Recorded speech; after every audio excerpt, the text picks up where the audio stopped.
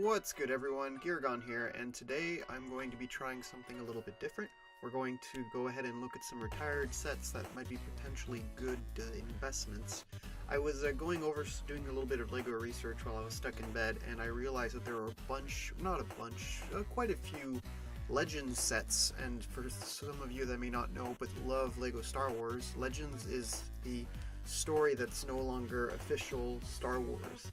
And because thanks to Disney, they've made it they've called it Legends, meaning that it doesn't fit into the Disney story and will never, or most likely will not happen. But anyhow, so what I was going through is looking at a bunch of these Legends sets, and I'm thinking, some of these might potentially be good investments. Now I need to add that I am not financially a professional, especially when it comes to Legos, but in general I'm not a financial specialist.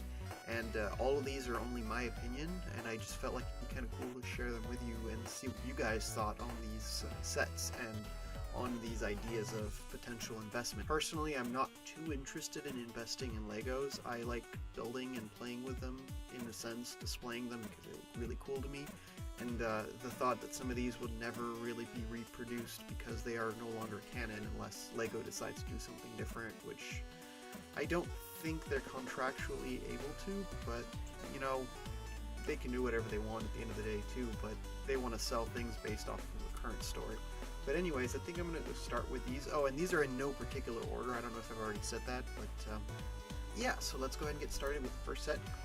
This is the one that's the most likely to be reproduced out of all of these. Darth Revan has been announced in the canon to be real, so this rendition, it could be a completely new version of him, but this is the most likely to be reproduced if any of these are. It's actually a poly bag from back in 2004. Yep, 2004. It's at 5002124. I've been finding him new for about $35 to $40 on eBay and other sites. I personally wouldn't want to pick them up for that much. I think $25 for a minifigure would be the most I'd be willing to spend, especially for him, but some people are pretty crazy about it. He's a fan favorite in the Star Wars community, from what I've known. I apologize if you hear the dog barking. I can't do much about the neighbor's dog. But anyhow, the next set is going to be the TIE Crawler from back in 2007, set 7664. I didn't even know this was a Legends character. I didn't even know this set actually existed, but according to the market, it's quite expensive versus release. It was a $50 set when it first came out, and now it's $64 used, or $81 new.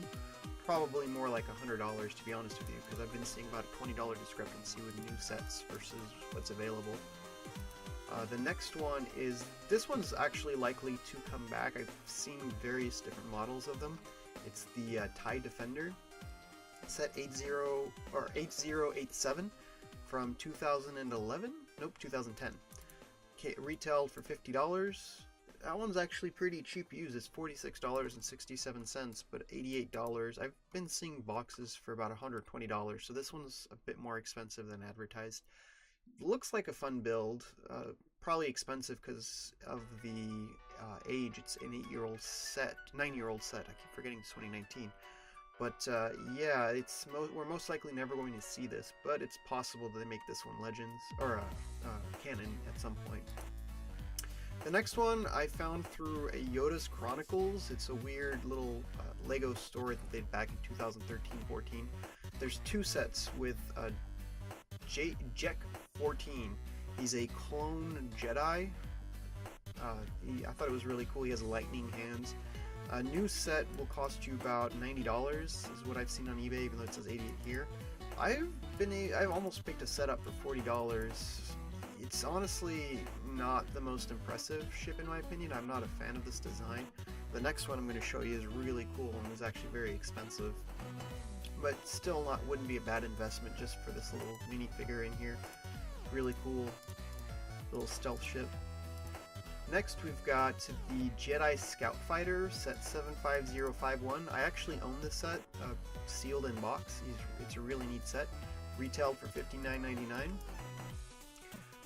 You could probably find this for around $50 on eBay. $72. I've actually been seeing them for around $100 new in box. It's been a very hard find for this one, but I would like to try to buy one of these used and not open the one I have sealed.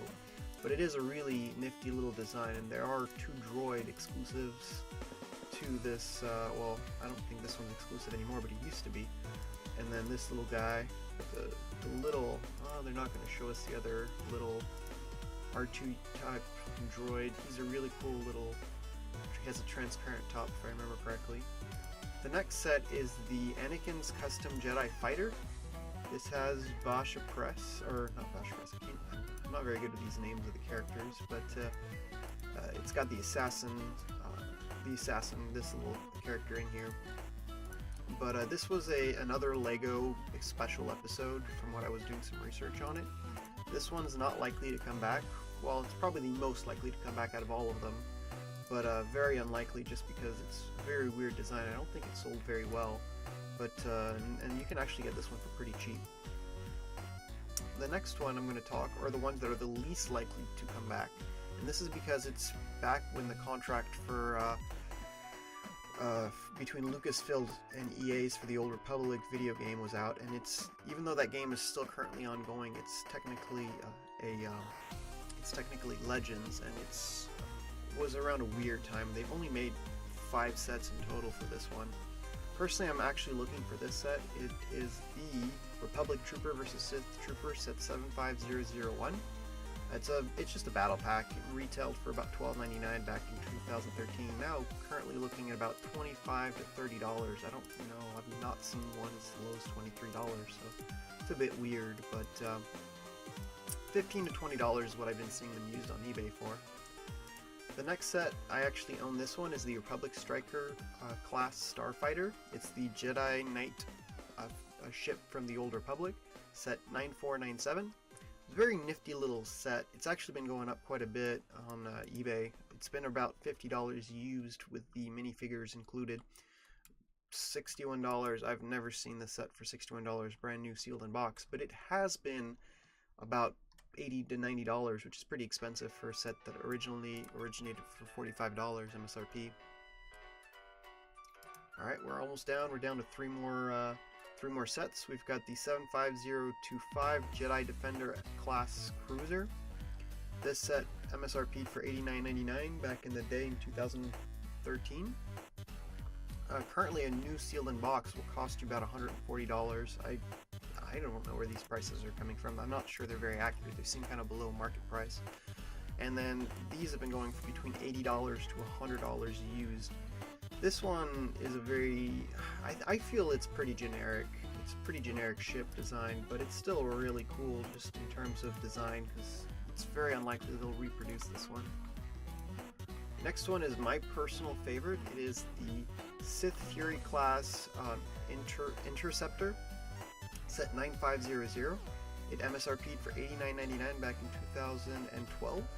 It is currently, I mean, you get these for about $125 new. Used, they're about $80 to $90 now for loose. It's honestly an amazing looking ship. Darth Malgus is, him alone is worth between $30 to $50. I don't know why people are spending that much on minifigures, but I'm also not a collector, so I'm not judging anybody. The last one, this is the least likely out of all of them to come back or be reproduced, and that is the Rogue Shadow set 7671. Currently, it MSRP'd back in 2007 for $49.99. This says that you can get it new for $54, but I can't even get this set used for $60, let alone $54.87 for a new in box complete. It's this one has been going crazy in price. It's been just ridiculously high, and the reason that this one will most likely never be reproduced is because of the Starkiller character is been completely scrapped out of the story, as far as I could tell. But the ship design itself is honestly really nifty. I really enjoy the build design look of it. Obviously, I've never built this one. I still really would like to own it someday, but that's not important. Honestly, I think that all of these could potentially be strong investments.